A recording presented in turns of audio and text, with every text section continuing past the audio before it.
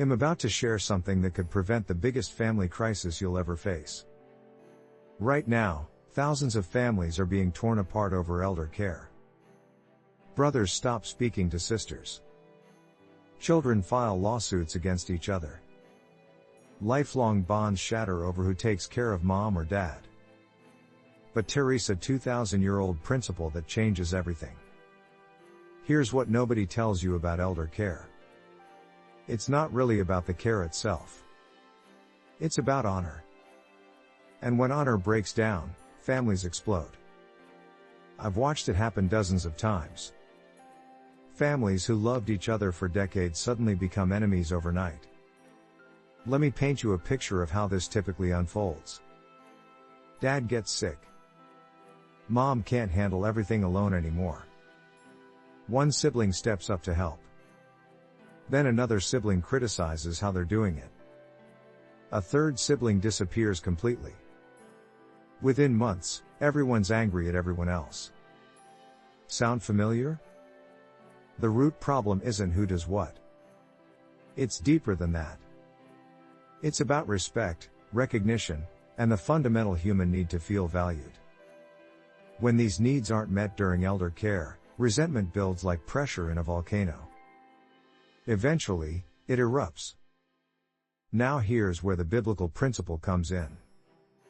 The fifth commandment says, honor your father and mother.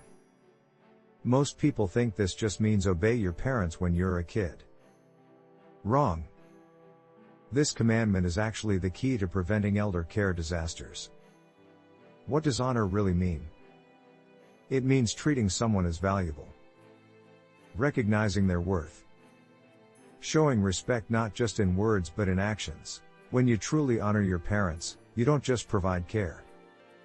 You provide dignity. But here's the twist most people miss. Honoring your parents during elder care also means honoring your siblings. Why?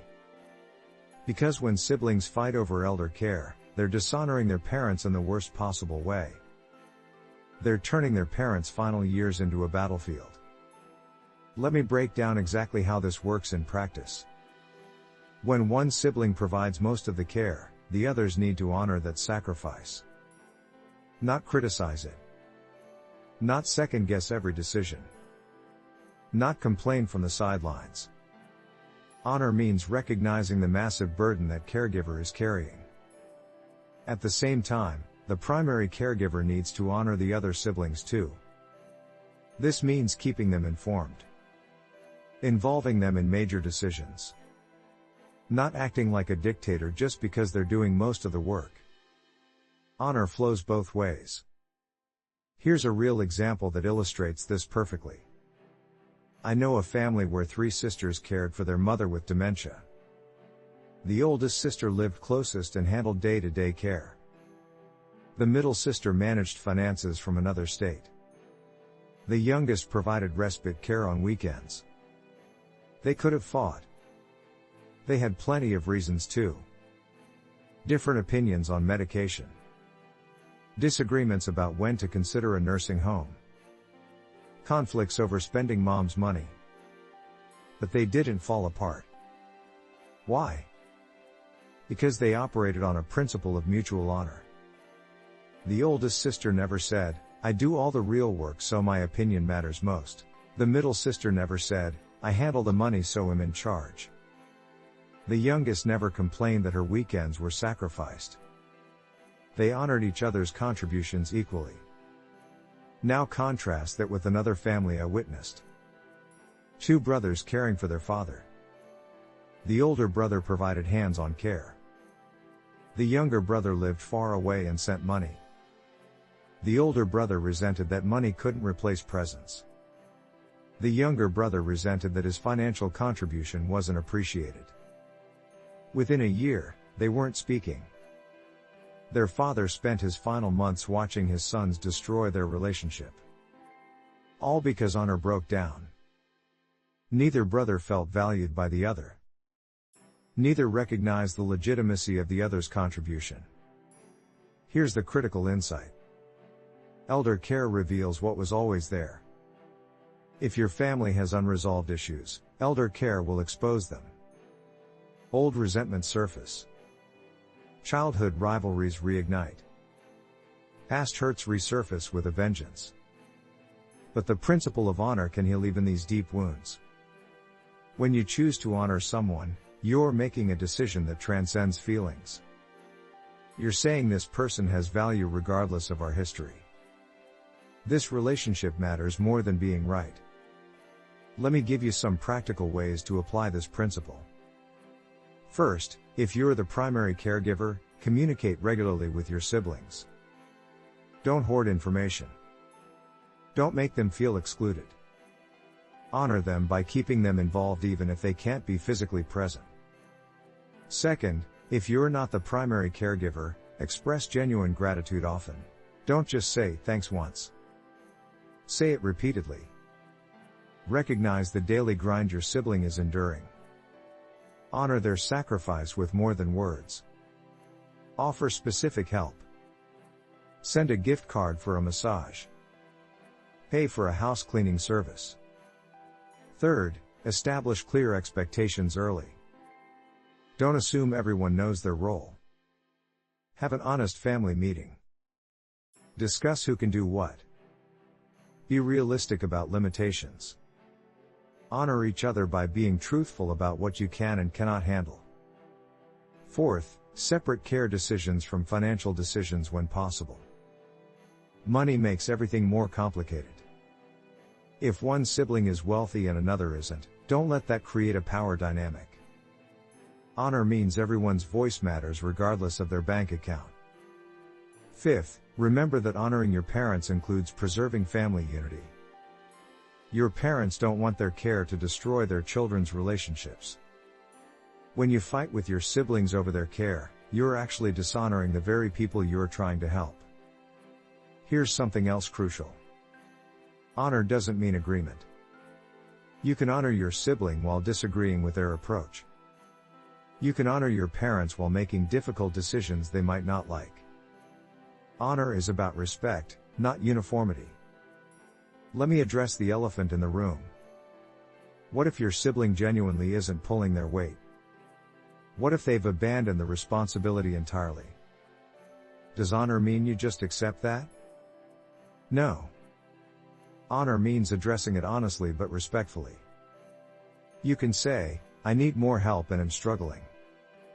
That's honoring yourself and being truthful. What you can't do is attack, shame, or guilt trip. That's dishonor. The conversation might be hard, but the tone should always preserve dignity. Now let's talk about the long-term consequences. Families that navigate elder care with honor and tact emerge stronger. They've been through a crisis together and survived. Their bonds deepen. Their respect for each other grows. They create a legacy of unity. Families that let honor break down never fully recover. Even after the parent passes away, the bitterness remains. Holidays become awkward. Grandchildren grow up watching cousins who barely speak. The damage ripples through generations. Here's the beautiful part about the biblical principle of honor. It's not just good theology. It's practical wisdom that works. When you treat people as valuable, they tend to rise to that expectation. When you show respect, you often receive it back. But even if you don't get it back, you've still done the right thing. Honor isn't conditional. You don't honor someone only if they honor you first. You honor them because it's the right way to treat human beings, especially family. Let me share one final story that brings this all together. A family of 4 siblings cared for both parents over a 10-year period. Dad had Parkinson's. Mom had a stroke. The challenges were enormous. The stress was crushing. The financial burden was staggering. But they made a pact at the beginning. They would honor their parents and each other no matter what. They would assume the best about each other's intentions. They would forgive quickly. They would communicate openly. They would share the burden as equally as possible. 10 years later, both parents had passed. And those 4 siblings were closer than ever. They had been tested by fire and emerged as pure gold. Their children watched and learned what real family loyalty looks like. The legacy of honor continued. So here's my challenge to you. If you're facing elder care now or will be soon, make honor your foundation. Not convenience. Not fairness. Not who does more or less. Honor. Treat your parents with dignity. Treat your siblings with respect. Treat yourself with grace. This won't make elder care easy. Nothing can do that. But it will prevent the unnecessary destruction that tears so many families apart. It will preserve relationships that matter more than any disagreement about care plans or nursing homes or medical decisions. The biblical principle of honor has survived 2,000 years because it works. It worked in ancient families. It works in modern families. It will work in your family if you let it. The question is, will you choose honor over being right? Will you choose unity over winning arguments? Your family's future might depend on how you answer that question. Elder care is coming for all of us eventually. When it arrives at your door, will you be ready with a foundation of honor? Or will you let it tear apart what took a lifetime to build? The choice is yours, and the time to decide is now.